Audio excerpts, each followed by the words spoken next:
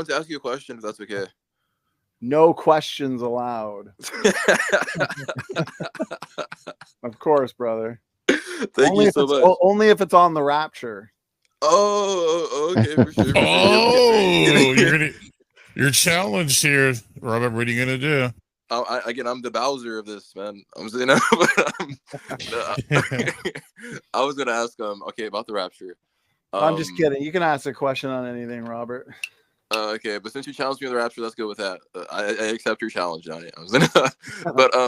Yeah. So I think I asked this question already, but I'll just ask it again. So the Rapture happens. We're called, the Lord calls us into the air, and then the Antichrist comes into power, and all that happens, right? No, well, 2 Thessalonians 2 teaches that a few things have to happen before the day of Christ. 2 Thessalonians 2, I mean, I got slides on it, but it says, for that day, referring to the second coming of Christ, 1 Thessalonians 4, shall not come until what? The falling away, and that man of sin be revealed, the son of perdition. And then it talks about him standing in the temple, claiming to be God, people worshiping him as God. And so we would understand that as per Matthew 24, Luke 21, Mark 13, and Revelation 13 as being what? The abomination of desolation, the future abomination of desolation. Wow. And so the rapture can't happen until those things. So at some point after the abomination of desolation, then the rapture can happen. Really? Oh, so that day is what it's pertaining to, and it says before this day will come that this will happen. Is referring to the day of the rapture? Yes. But how do we know that? Do we have evidence? Oh yeah, well, because Paul is referring back to what he's already described in 1 Thessalonians 4. He got 1 Thessalonians, 2 Thessalonians. 1 Thessalonians 4, he talks about the coming of the Lord, and he equates that with being caught up together with them in the clouds. And so in 2 Thessalonians 2, he describes the coming of the Lord as being an event that can't happen until the man of sin is revealed. And so if you're someone who holds to a future 7-year period, then that can't happen until at least the midpoint. But I would argue that the 1335, 1,335 days spoken of in Daniel, where it talks about how that's when Daniel is going to awake again, the resurrection, and that's our hope, right? That's the day we wait for. So I believe the rapture occurs 1335 days into that final 7-year period. Oh, okay. I see. Yeah, I grasp it.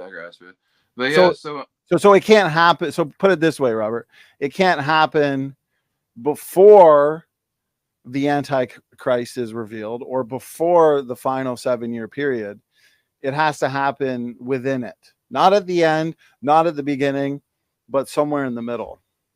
Oh, okay, I see. But what about pre-tribbers? They usually use verses that like 1 Thessalonians chapter 4 verse 16 through 17, or 1 Corinthians chapter 15 verse 51 through 52.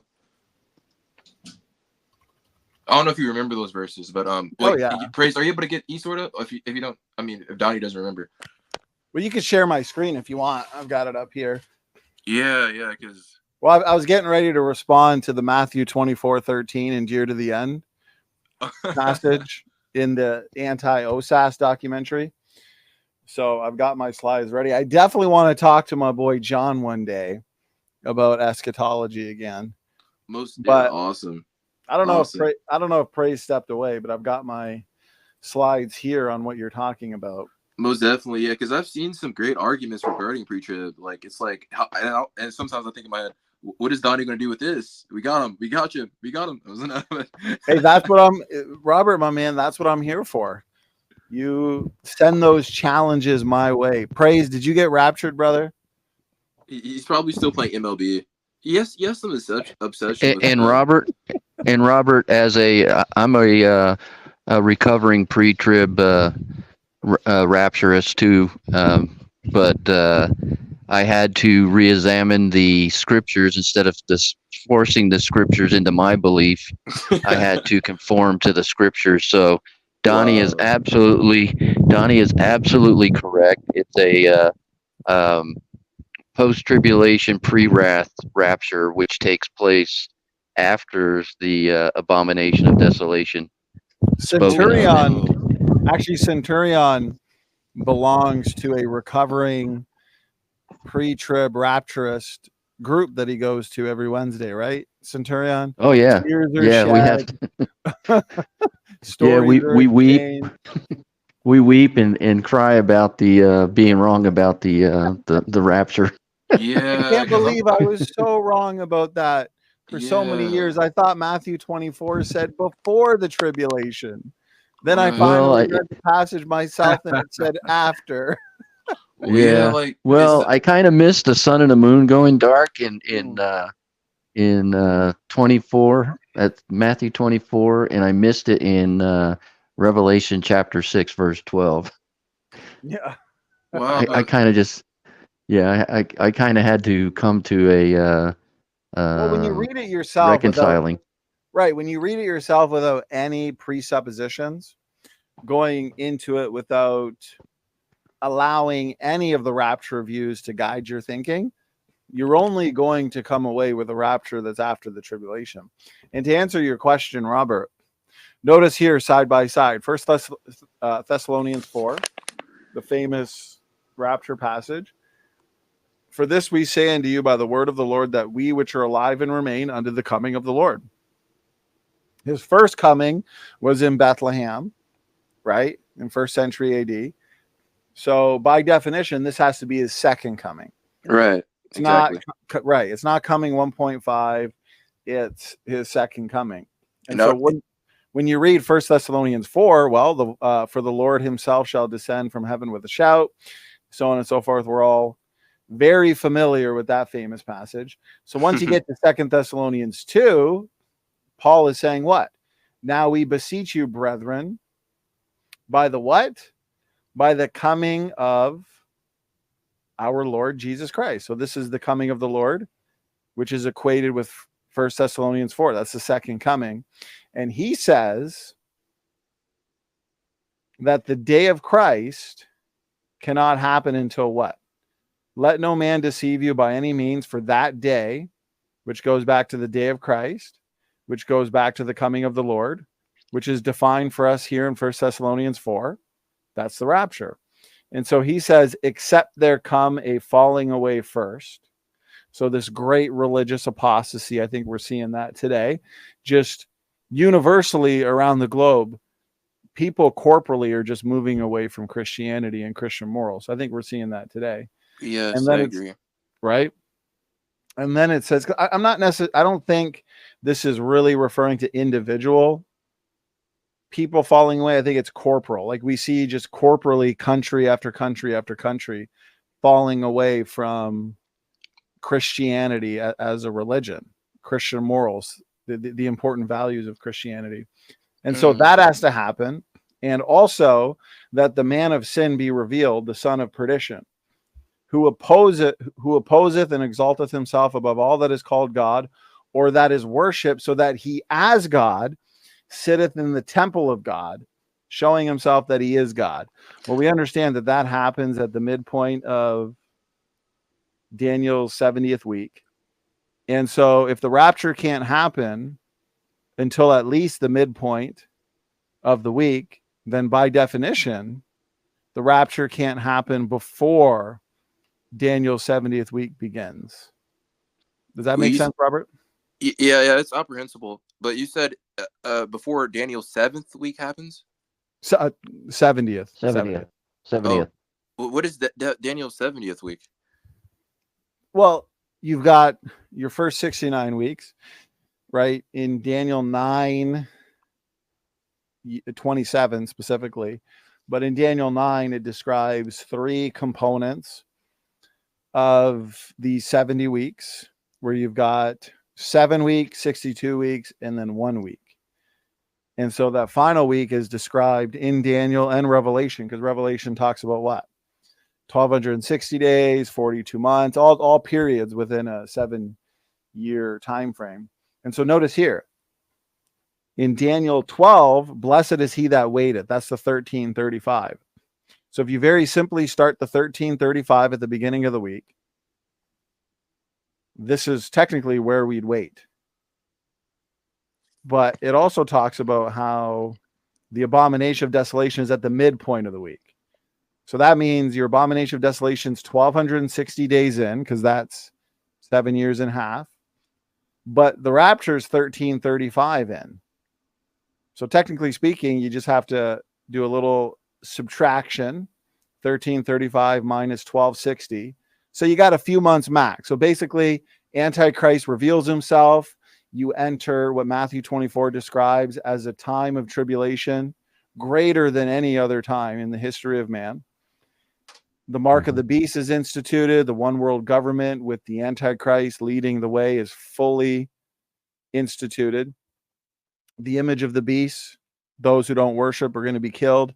And so you'll have about a few months of that. And then the rapture, right? Matthew 24 says, if those days, referring to the Great Tribulation, were not shortened, no flesh would be saved. So for the elect's sake, those days shall be shortened. So basically, those days of Great Tribulation, which starts at the midpoint of the week, those days are going to be shortened because why? Well, Jesus is going to return to gather together his elect. Does that make sense, brother? Yes, that's very apprehensible. And so like it would be, I don't know, it would be sort of humorous if like the son of perdition reveals himself to be like Dave the News Unit. Yeah. You never know. Maybe that's his journey leading up to this point, right? I'm just teasing. But yeah, back to the yeah. So yeah, that was great though, Donnie. A great explanation. And what about the other verse, 1 Corinthians chapter 15, verse 51 through 52? Yeah. Oh yeah. First, where it talks about our corruptible bodies going from corruptible to incorruptible.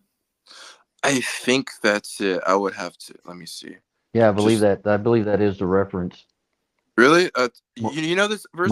Mortality putting on immortality, right. Corruption putting on incorruption, and then talking about being changed in a moment, a twinkling of an eye. Right, because that is describing what happens when Jesus Christ comes in the clouds to gather together his elect. That is the day of redemption. That is the aspect of our salvation that's future. That's what we wait for, new bodies. So that's when we will go from a corruptible, fallen, degenerate body like we have today. All right, Paul said, who shall deliver me from the body of this death? So he, like all of us, look forward to that day. So that passage in 1 Corinthians is describing what happens at the resurrection. We're going to get new bodies. That's why the famous rapture or resurrection passage is here, 1 Corinthians 15, right? Afterward, they that are Christ at his coming. So when he comes, we're gathered together. The dead in Christ shall rise first. And then we which are alive and remain during the great tribulation will be caught up together with them in the clouds to meet the Lord in the air. And we will receive glorified bodies. I mean, what an amazing time that'll be. Yeah, extraordinary. But Donnie, I mean, for Corinthians, this book takes place before Thessalonians. So like, wouldn't that make sense for this event to be before, since it was given to us before the other event was given to us? No, he's just talking about the day we wait for, the resurrection or glorification of the saints, the day we get new bodies. Matthew 24 was written before the epistles, and that talks about Christ coming in the clouds to gather together his elect after the tribulation. So if you wanted to go chronologically, well, you got Matthew 24 first. But no, Paul's just conveying different truths, right? He's saying different aspects of the same truths. Like right here, Romans 8:23. Waiting for the adoption, to wit, the redemption of our body. Luke 21, which is after the tribulation, it says, and when these things begin to come to pass, describing what? Wars, rumors of wars, death, famine, pestilence, martyrs. So how can we be raptured if Jesus is telling us to watch for these things? And then as these things are coming to pass, eventually you can look up, lift up your heads because your redemption draweth nigh. Well, why is Jesus saying for us believers, second person plural pronoun, to look up? Well, because that's where Jesus is going to be, in the clouds to gather together his elect. But if we were raptured before the tribulation, this wouldn't make any sense. He's telling us that we're going to experience these things. Yeah, when these things come to pass, right? Yeah, Right. that's the marker right there, the indication. You got it. Too, brother. and also, Robert, you have to remember Thessalonians was Paul had to deal with a false narrative that was being put out that the rapture or resurrection had already happened, and he had to go Professing and preterists address made that. I'm just teasing. Yeah, but those were like the professing preterist people who say like it already happened.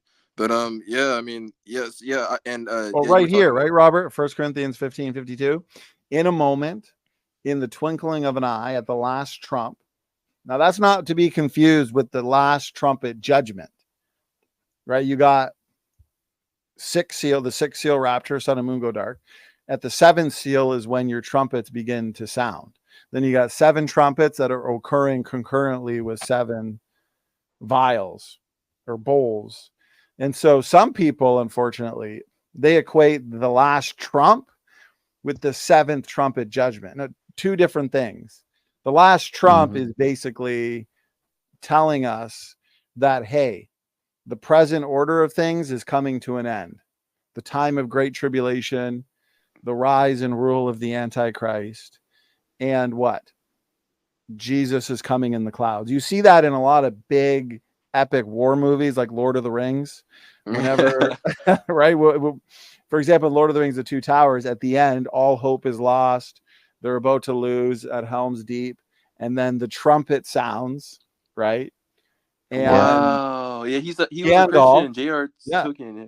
Oh yeah, J.R. Tolkien. I mean, J.R.R. Tolkien. He's the Lord of the Rings trilogy is filled with Christian themes, and so they look up and there's Gandalf at the top with all the reinforcements, and so it's just it's an indicator, or it signifies the end of a war. Basically, the last trump, the trumpet shall sound, because we are going to be enduring this harsh time of tribulation, battling the Antichrist and his armies.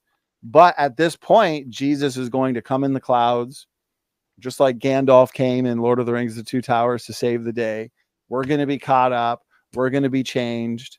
And then God's wrath period starts. So then you got the 7 trumpets, the 7 vials. Right. Yeah. Okay. Yeah, that makes perfect sense. Wow. Yeah. This kind of, oh my gosh, man. This kind of like kills my faith of like pre-trib, man. Oh my, like it's like, dang, man. Because I thought I was going to get to see Jesus before all this happened. I was hoping. I mean, but, I can sympathize with that. I mean, put it this way: I'd rather the pre-trib rapture be true. I can see why people gravitate to the pre-trib rapture, because the sooner we get our glorified bodies, being able to escape the great tribulation. I mean, anybody I think who's experienced great pain, suffering, trial, tribulation in their life would certainly be content, more than content with the pre-trib rapture. So, I mean, if there's a chance that I'm wrong on this, okay, well, then I'm getting raptured before the tribulation, and praise the Lord. I don't got a problem with that. Exactly. And that was the appeal. That's what I found appealing, was the fact that I wasn't going to see this, believing in the pre-trib rapture, and wasn't going to be there for it. But I was also conflating tribulation with wrath. So, and we're not destined to wrath. So when you're looking at Revelation 6, like Donnie's got it up on the screen, it says, for the people are crying out, saying, mountains fall on us, rocks hide us, for the wrath of the Lamb is come, and who can stand against it? So right there, yep, we're in it. Yeah.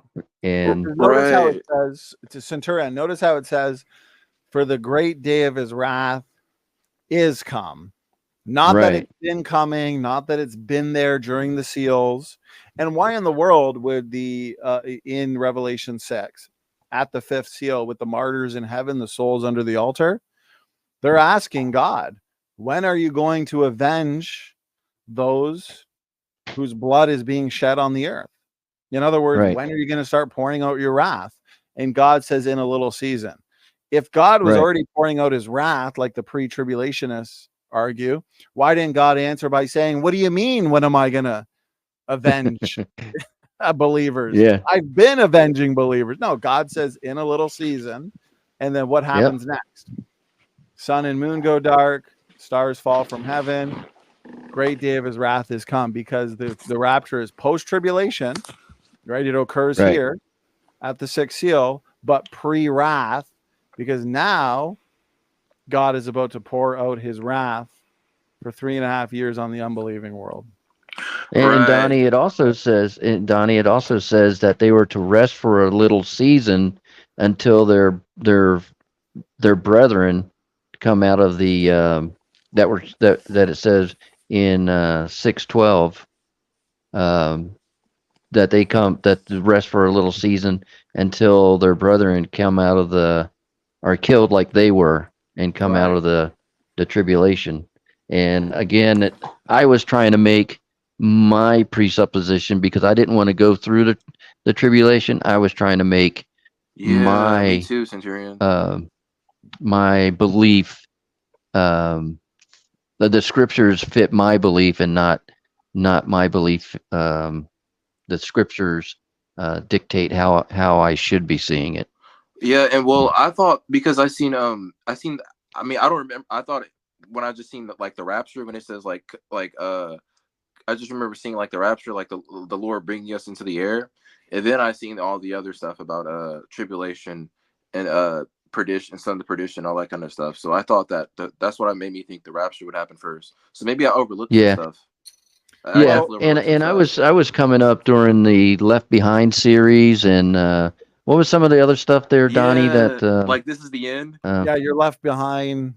You know, Left when Behind. Hollywood's promoting your doctrine, it's probably a good idea to question that doctrine. Yeah, you're right. Yeah. Yeah. The movies, releasing all these movies about the pre-trib rapture. One like of them Leftovers. recently even starred Nicolas Cage. Yeah, Nicolas Cage and you remember This Is the End, Donnie? Yeah, This Is the End. Mm-hmm. Yeah, well, that one. That's what yeah, but Hal Lindsey was a big promoter of the pre-tribulation rapture too. Yeah, it's again, well, firstly, it removes Christian preparation. It sounds good. Again, if the pre-trib rapture is true, even so, come Lord Jesus. That's the sooner we get to see our loved ones who've passed on. Right. We don't have to face the Antichrist. But I don't see it in the scriptures. Clearly, the scriptures are teaching a post-trib gathering together after the tribulation of those days, Matthew 24.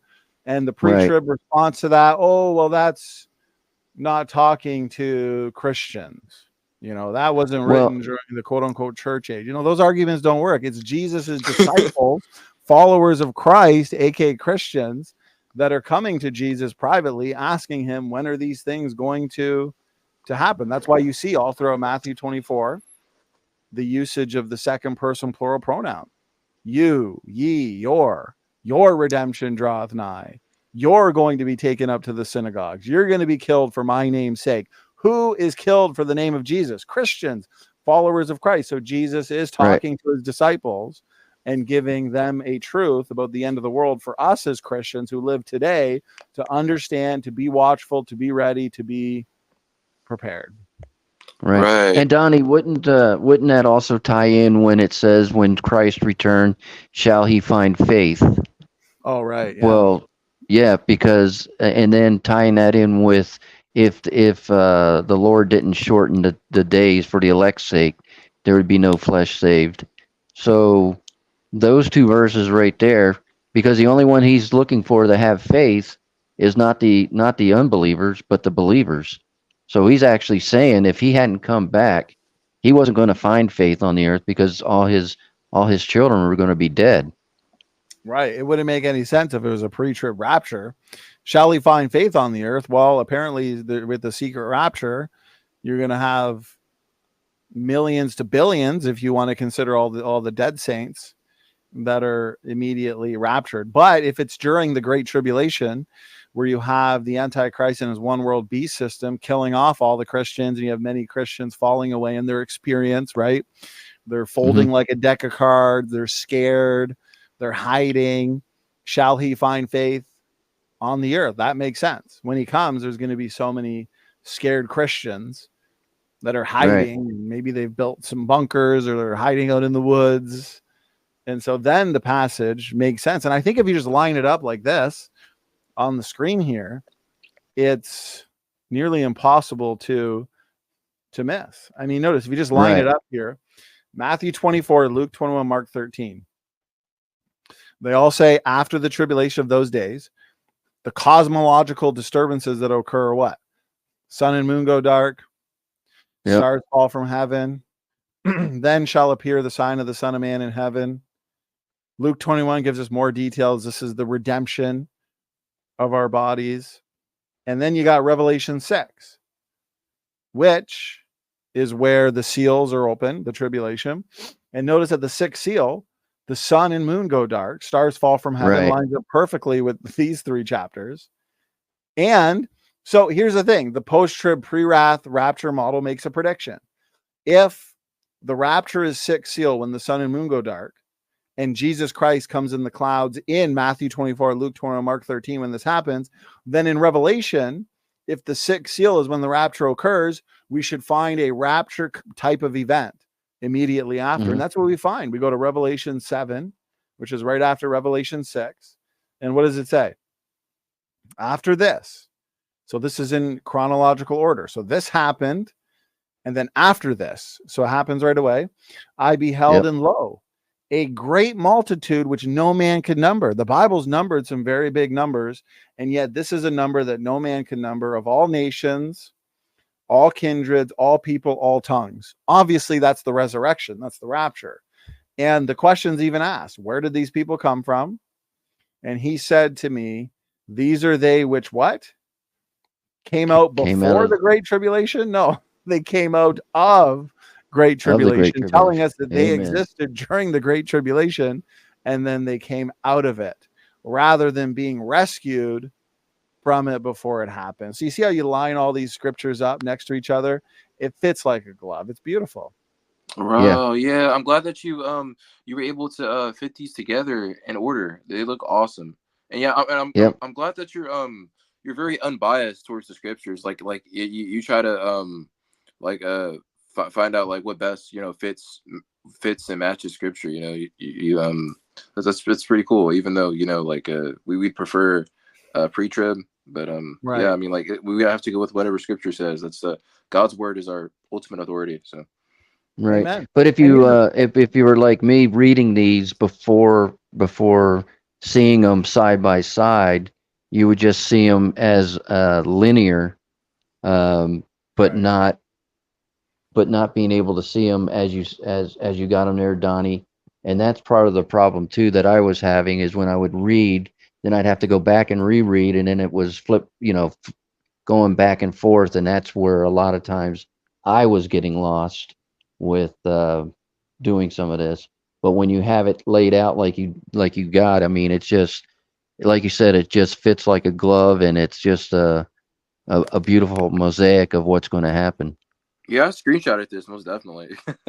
And were you going to say something, Donnie? Well, no, I was just going to point out that, the pre-tribulation rapture sounds great. It would be great. But the question is, does it fit reality? Is it what the scriptures teach?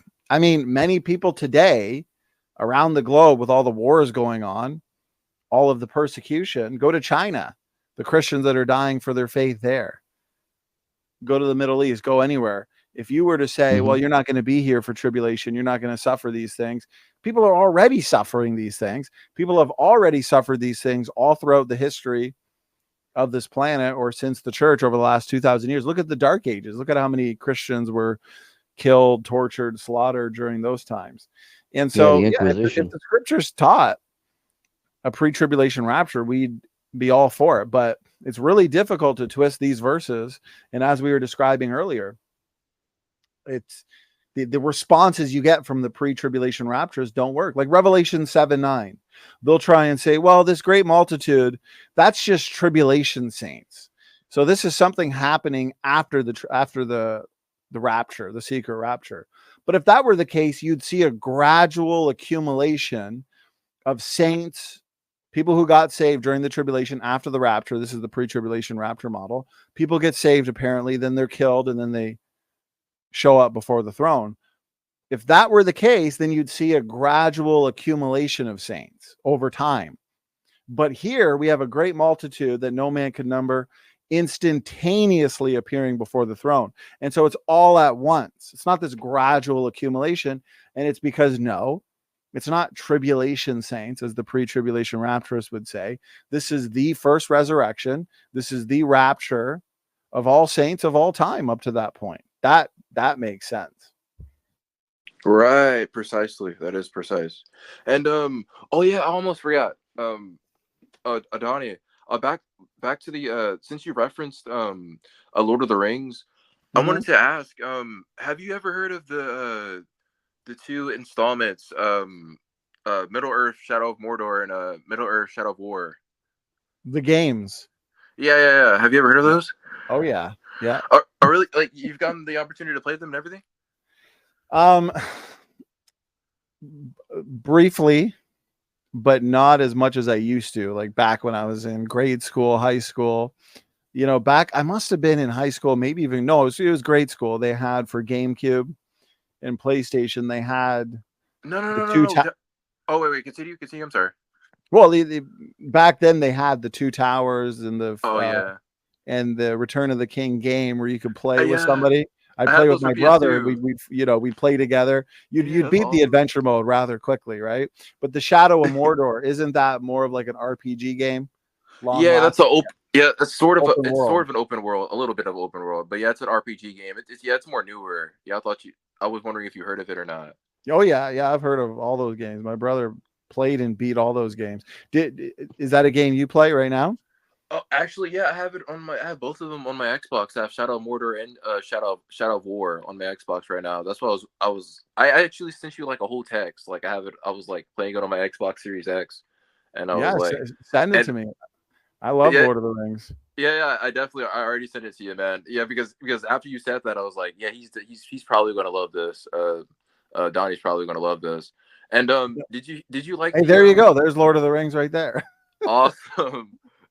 What about? I have this slide here because I'm trying to show why the other rapture positions don't make sense because they don't fit the chronology, right? Yeah. Revelation 6, Sun and Moon go dark. Revelation 7, great multitude appear before the throne.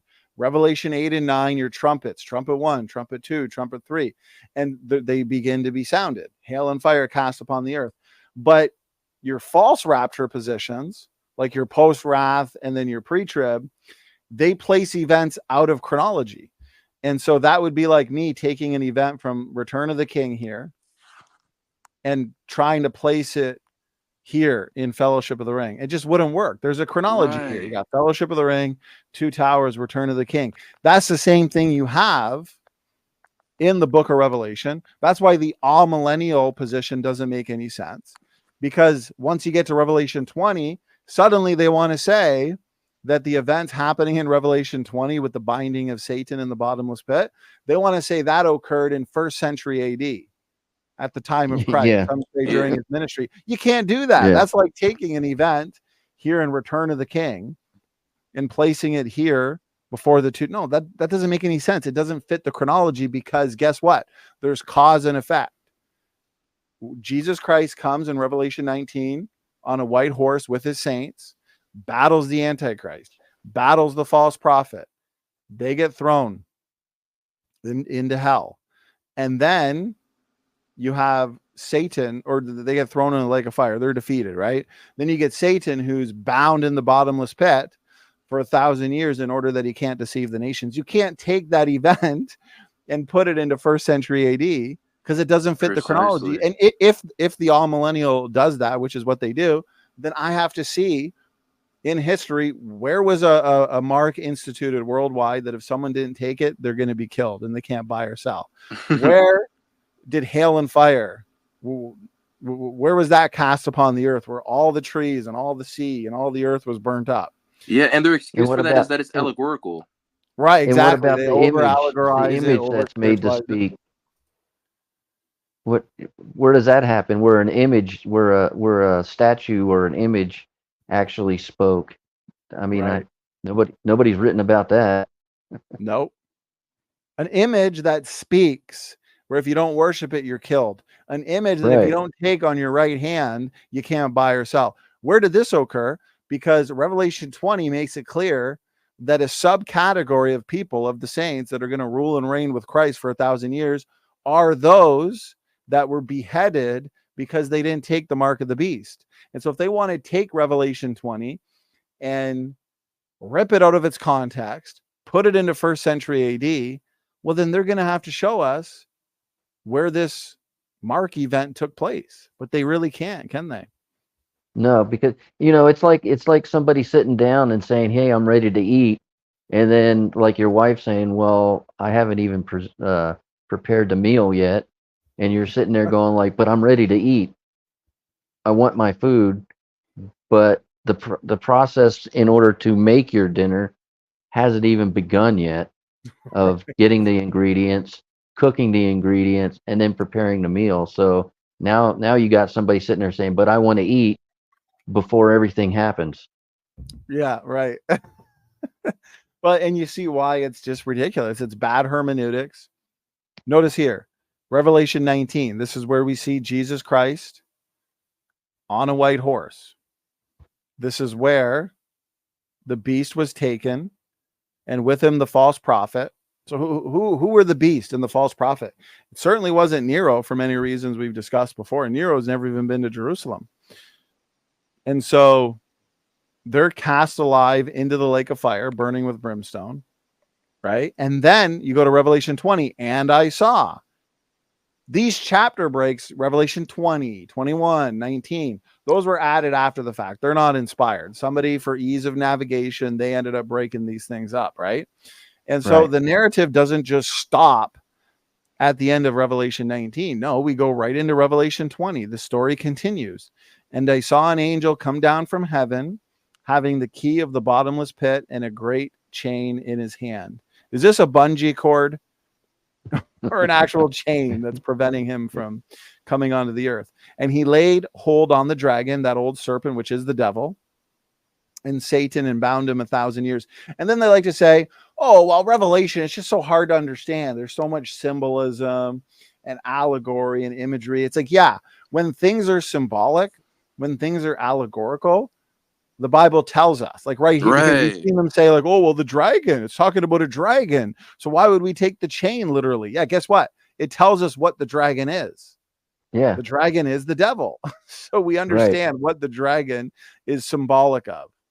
But here it literally says key and chain. It doesn't say like, but that chain really just means that he's prevented from stopping the gospel from going out into nations. It's like, no, that was completely eisegeted. That's completely inserted there where it doesn't belong. Like the candlesticks at the beginning of Revelation.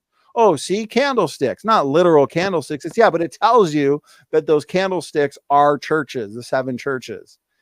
So it tells you what the symbolisms are, is the point. So you can't just make things up. Right. And so notice, right? Does that make sense? And so you can't take this out of its chronology, is the point. Right. Yeah. You have to actually like thoroughly look through it and see like how it connects, And yeah, I mean, it's I guess it turns out that J.R. Tolkien had like a very great eschatology because this is like, it matches it perfectly. Well, I mean, J.R. Tolkien, if you read the Silmarillion, he talks about, a lot of people think Sauron, he is the big bad guy, but there's somebody even bigger and badder. His version of Satan, Morgoth, is his name. And so he was that fallen angel. You can read about what J.R. Tolkien wrote about him. And Sauron decided to worship him, and he became the Dark Lord. And so, yeah, it's all very akin to Christianity. So Wow, let me ask you a yeah. question, Donnie. Was J.R. Tolkien? Do you think that he had a background in faith, or Yeah, he's a major reason behind C.S. Lewis's conversion because they were friends, right? Mm. C.S. Lewis was an oh, atheist who wrote the Chronicles of Narnia, which also has a right? lot of Christian Christian themes and imagery and stuff. themes. Yeah. So he was, Yeah. and they were friends. So they would Well, debate and talk. did C.S. Lewis write that after his conversion or before? I'm not an expert, but I think it was after because of all the Oh, Christian okay. themes. You know, and then obviously he wrote Mere Christianity, The Problem of Pain. He's got And, a good and little mini book on grief. yeah, because Hillsdale College has a course on I think they call the Inklings or something, which is the Tolkien and C.S. Lewis and somebody else that was in a group. And I was thinking about taking that. It's a free Oh wow. course. Yeah, it They're sounds Yeah. awesome. very interesting to study. I mean, the And it's mythology. Hillsdale College that puts it out.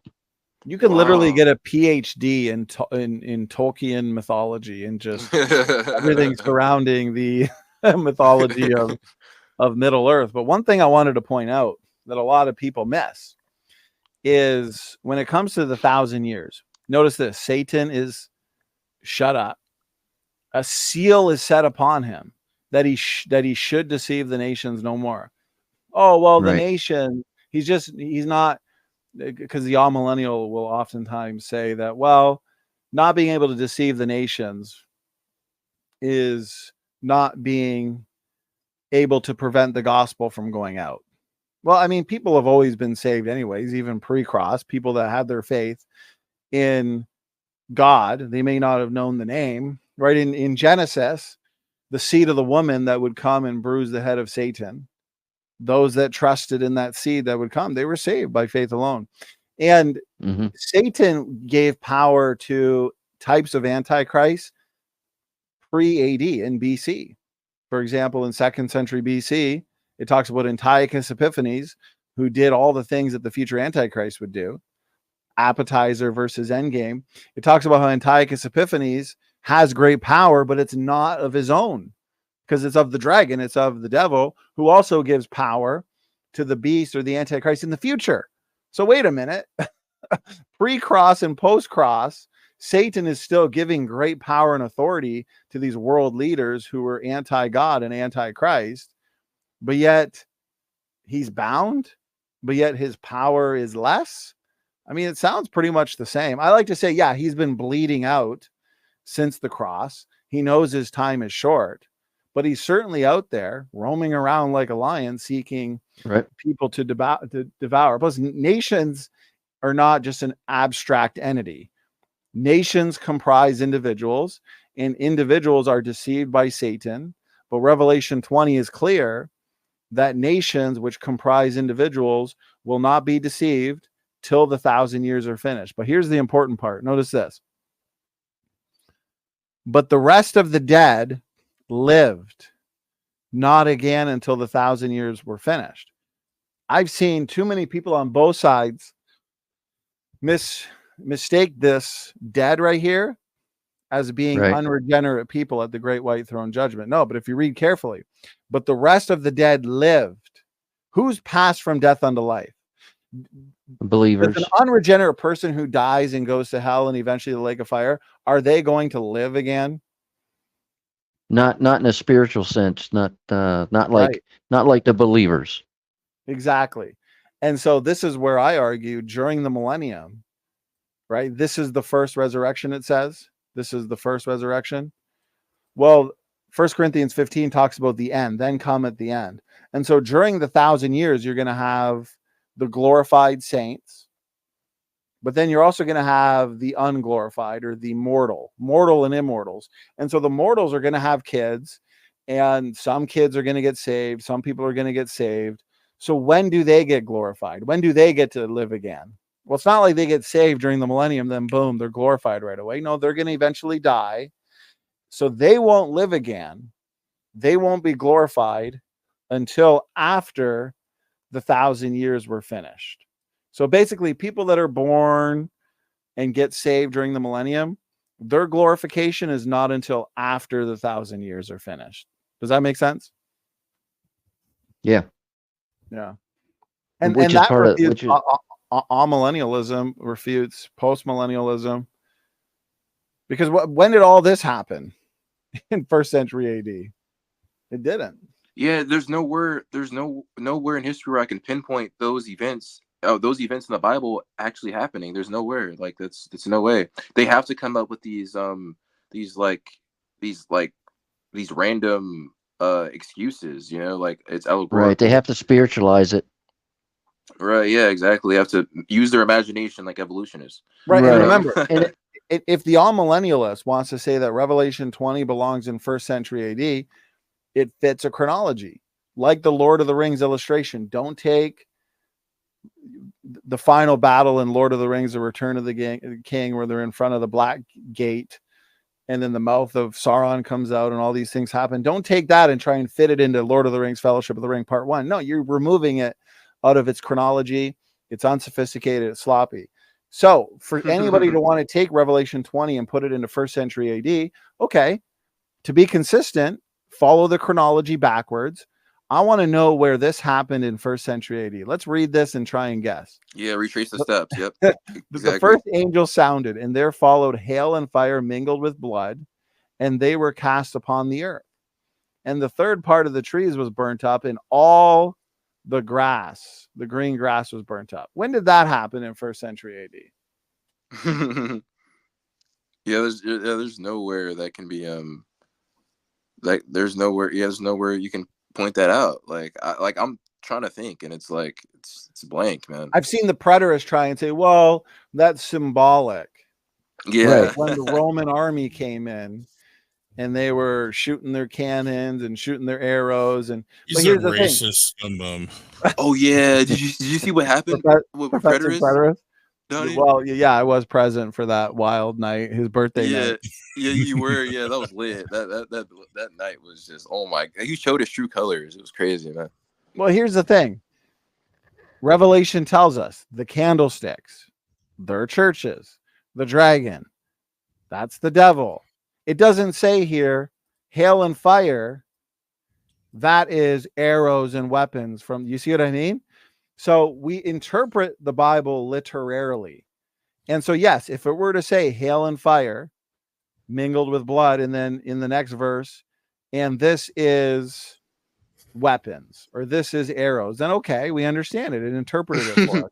But it doesn't say that. Because remember, the dragon, which is the devil, it doesn't say hail and fire, which are weapons of some kind of nation. No, so we're supposed to take it, therefore, literally. This is literal hail, literal fire that's being cast upon the earth. That never happened in 1st century AD, preterists. But Donnie, that also would go back to Exodus, where the hail and fire was one of the plagues. That's a great point. Are we going to take the plagues of Exodus literally, or are we going to make them symbolic of something? Of course, we would take them literal. Those were literal supernatural plagues, just like these that were read. That's an excellent point, Centurion. I get them sometimes. Yeah, well, you do. You get a lot of great points. Look at this one. And the name of the star is called Wormwood. And the third part of the waters became wormwood. And many men died of the waters because they were made bitter. You know, if you look up what happened with Chernobyl, I can't remember the details, but something to do with this word wormwood actually relates or means Chernobyl, what happened with the nuclear waste that went into the water and people were poisoned and, they were became mutant because of it. So this makes sense. In the end times, you would have this massive asteroid hit the water, destroy some nuclear power plants, and then that nuclear waste gets into the water, and then men die in the waters because they were made bitter. And then again, we have another Old Testament with Elisha taking the water by Jericho and throwing salt into it and turning the bitter water clean. So we have an example there in the Old Testament of bitter water where people couldn't drink it. Yeah. And so when did these things take place in first century AD? They didn't. And these things were it happened required. secretly. Yeah, right. Exactly. They happen secretly, or Wormwood is secretly some massive weapon or arrow that the Roman soldiers were using against Jerusalem. I mean, it doesn't make any sense, folks. It's very weak. It goes against the chronology. Right. And Satan being bound in the bottomless pit to not deceive the nations anymore for 1,000 years happens after these judgments, after the trumpets, after the vials, after Jesus Christ comes on a white horse to destroy the Antichrist and false prophet. So apparently, if Revelation 20 belongs in first century AD, all of those events do as well. I want to see historical documentation of these things happening.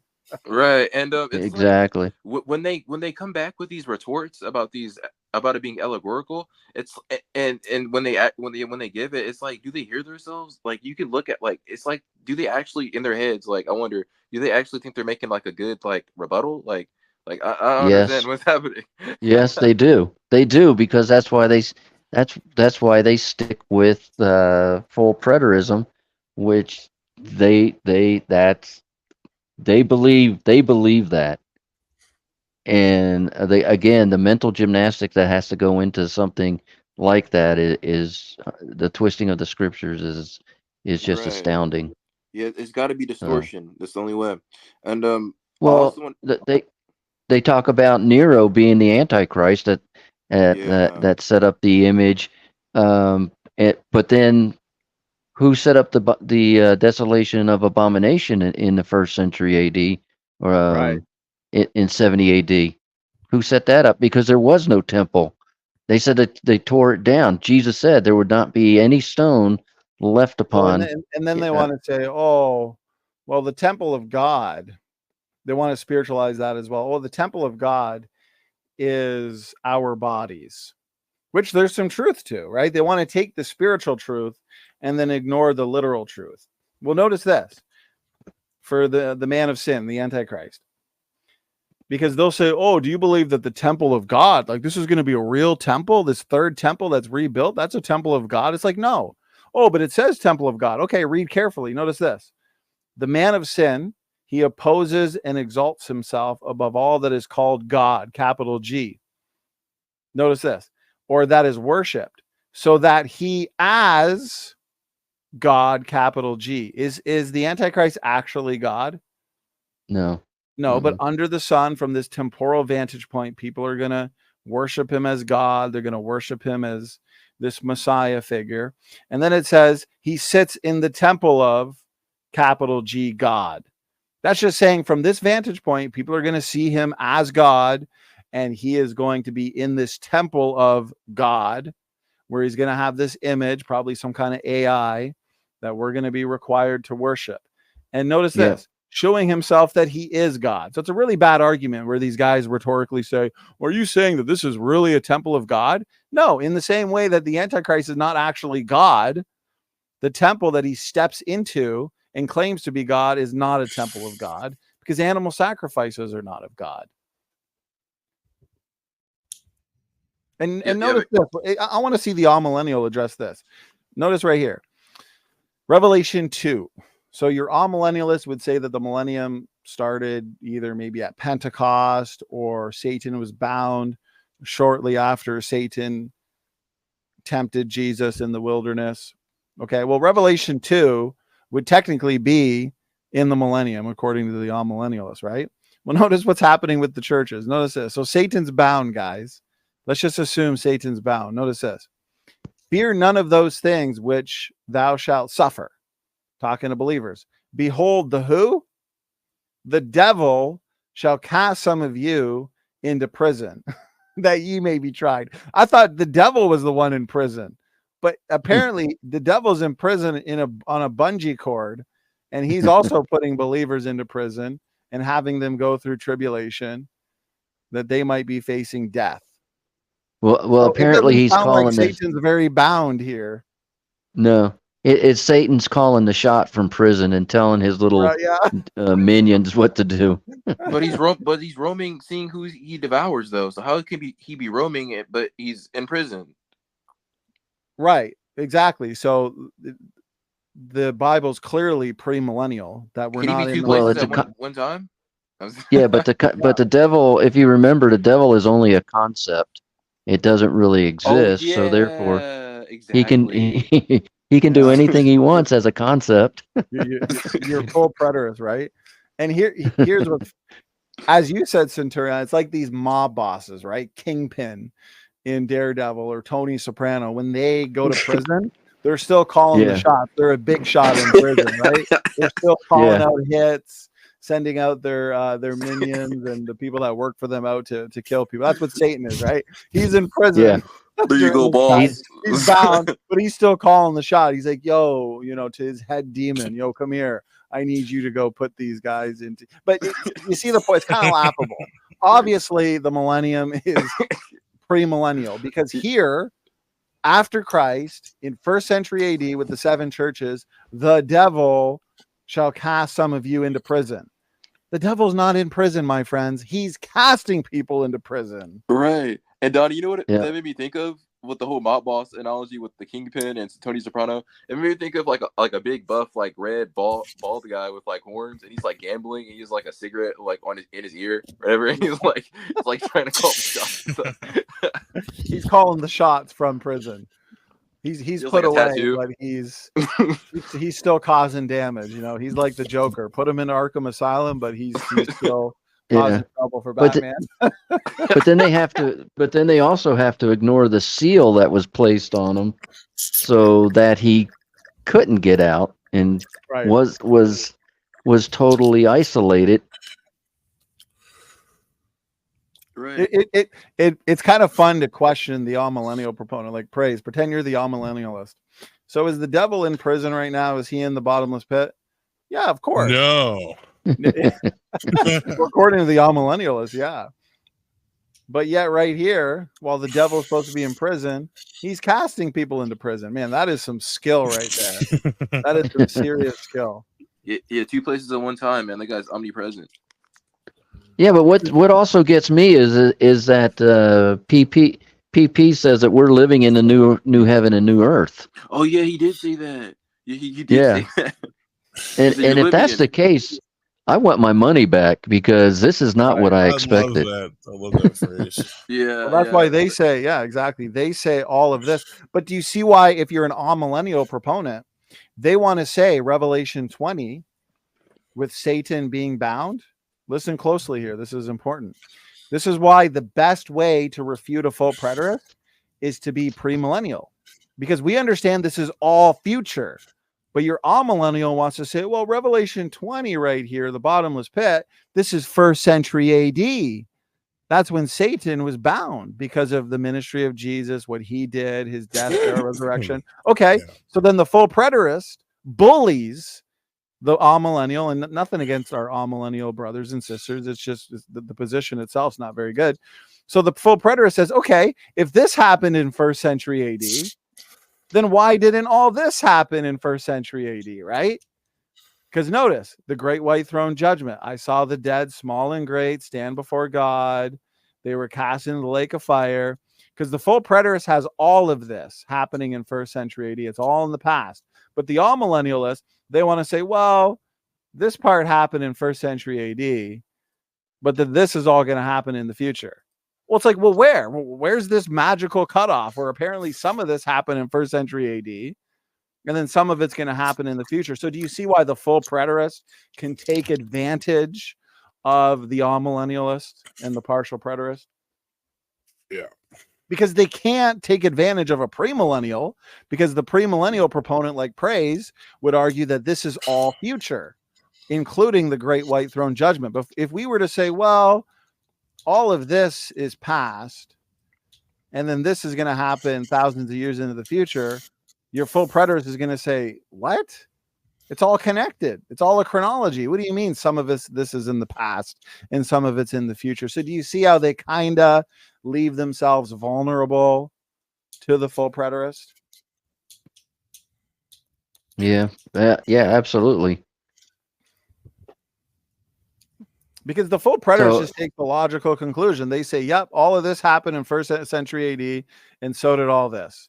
And so now we're in the new heaven and new earth. Look, Revelation 21, and I saw a new heaven and new earth. And so this all happened in first century AD. Because at least they understand there's a chronology here, but they're wrong. The chronology is all in the future. Which is yeah, why but I thought in the new heaven, new earth that there's no death, there's no suffering, there's no, how does that fit today? right. With Yeah, all, I mean, are these wars that we're seeing right now with Russia and Ukraine? They're a figment of our imagination. They're not really going on. it's all symbolic, my friend. Nothing to see here. It's all in the past. It's all, you know, they basically say, like ST Sizzle, who we were debating that one day. Yeah, When we die, we go to heaven, but this earth here, it's just going to exist thousands to millions of years, apparently, until the sun burns out. It's like, can't these full preterists see that the world is clearly shifting into a third world war? I mean, right now you have China invading Taiwan. You have Israel and Palestine going at it in the Middle East. You've got Russia and Ukraine. You got NATO getting involved, the states getting involved. I mean, we're just waiting for the temple inch to be built, away right? from the world at war. And what is the second seal? Guys, here's the thing for the pre-tribber. The pre-tribber believes we're not going to be here for the seals. But notice what the second seal is. And when he had opened the second seal, I heard the second beast say, come and see. And there went out another horse that was red, and power was given to him that sat thereon to take peace from the earth, that they should kill one another. And there was given unto him a great sword. Great. So right here we have the Amen. world at war. Peace from the whole earth is taken. So when we're in World War III, the pre-tribbers are going to be either forced to admit they were wrong, since we're in the second seal, or argue that one day there's going to be a World War IV. Does anybody think there's going to be a World War IV after World War III? No, because if there was, yeah, exactly. But also, Donnie, as a recovering pre-tribber, I would have to admit that the white horse, you know, everybody used to say, "Oh, the bow is a weapon of war," but it's not. It's a parchment. It's a where he goes around making leagues with other nations and taking away their nationality, so to speak, their sovereignty, and bringing them into a one world government. So we're seeing that already with the useless nations. Yeah, the United Nations. Well, just like Antiochus Epiphanes, everything, and I've got a bunch of slides showing the comparisons. Everything he did under the influence and authority of Satan, everything he did in 2nd century BC, he made a league. Daniel 11. He made a covenant, is what First Maccabee says, which is a league agreement. He came in peaceably, but it was to do his own will. He came in peaceably and then basically betrayed those he made agreements with, right? He sacrificed a pig on the altar. He set up a statue of Zeus. Now that statue could not speak, but in the future, the Antichrist, because the Antichrist is also given power and authority from the dragon. And so whatever you see the Antichrist of 2nd century BC doing with Antiochus Epiphanes, that's just the prince of darkness. That's just the dragon. He's the one making leagues. There's nothing new under the sun. The dragon has been trying to bring in a new world order the same way since the beginning of time. And so that's why in the future, the beast, as you pointed out brilliantly, brother, he's making a league here. He's conquering. And anytime you have a shift in geopolitics like this, right? He's going forth to conquer. He's rising to power. There's typically a war. And so as he's rising to power, what do you see the second seal? The world is at war. And then what's the ripple effect of war, Centurion? Well, It's the a ripple famine. effect is, it's inflation. Yep. But look at this, a measure of wheat for a penny and 3 measures Days. of barley for a penny. So you're basically working an entire day to buy a measure of wheat. That's inflation. That's war. So this is the ripple effect of war. You have war as the second seal, and then your next seals are what? Inflation, famine, pestilence, worldwide death, and then eventually the rapture. So you see how this all flows from a post-trib pre-wrath model? I have a question though. Like, I would like for the pre-trib or all millennials, or also any type of the what do you call those people that the ones? No, there is one. Yeah, post-millennial. Yeah, post-millennial. That's it. So post-millennialists and those who deny any millennium at all. Those are all millennials, right? Revelation 11:19. Like, I'd like to see Robert address that. I could bring it up, but have you noticed that passage, SFT? Yeah, right here.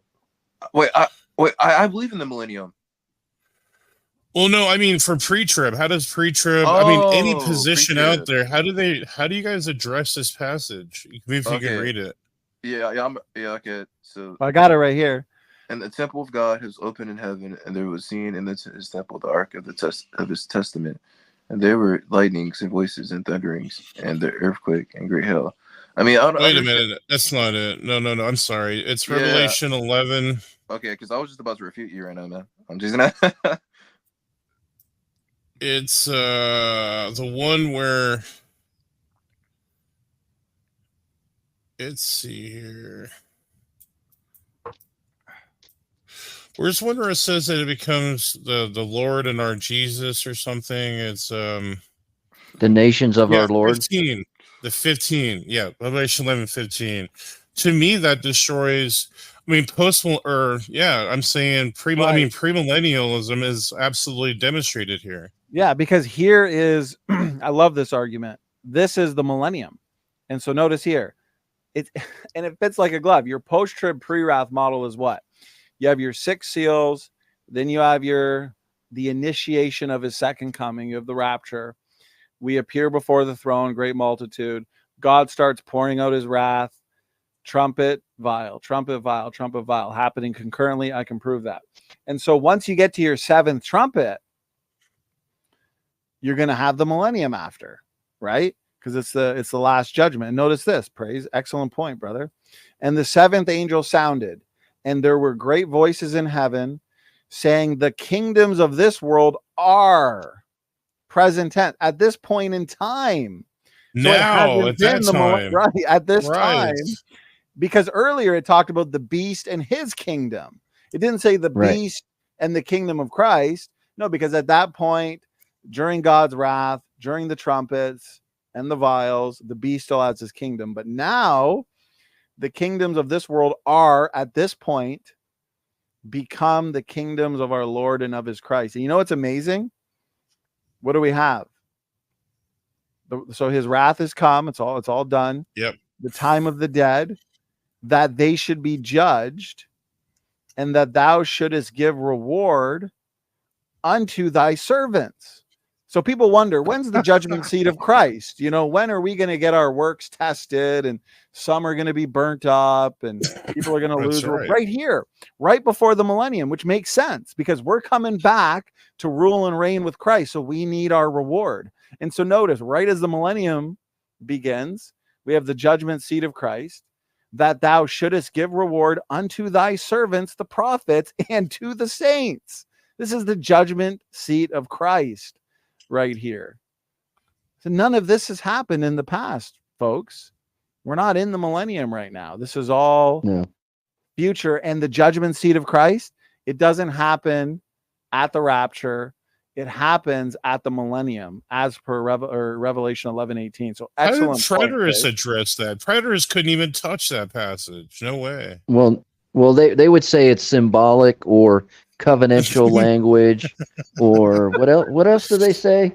Yeah, am I There's like sitting here with? I want to know what rewards I have right now. Or they Yeah. could say, Where's my crowns? they'll probably say, yeah, we could point to you in Ezekiel where I don't even know, like he says stuff that doesn't even have to do with it. Like he'll say, like he'll probably go to like another topic, like You in have to make another stuff up scripture. as a preterist.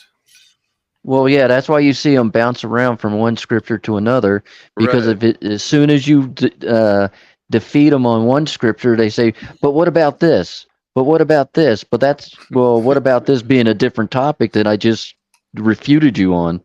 And that's the only way preterist is like a fat person running around outside trying not to get wet in a rainstorm, trying to dodge those little raindrops. Exactly, man. He's We need better futurists out there, though, better representatives, because these all millennialists, preterists, post-millennialists, they're all getting away with too much, man. I'm telling you, we need people to smash them. These are the kinds of arguments that need to be utilized and pressed. Revelation 11, Revelation 2, the devil putting believers into prison, the chronology, the cause and effect of Revelation 20. This is the way that the amillennial proponent needs to be engaged. And then, and they need to be challenged in cross-exam. Show me once I start doing more formal debates with amillennial proponents, that's what I'm going to do. Show me in 1st century AD where hail and fire were cast upon the earth.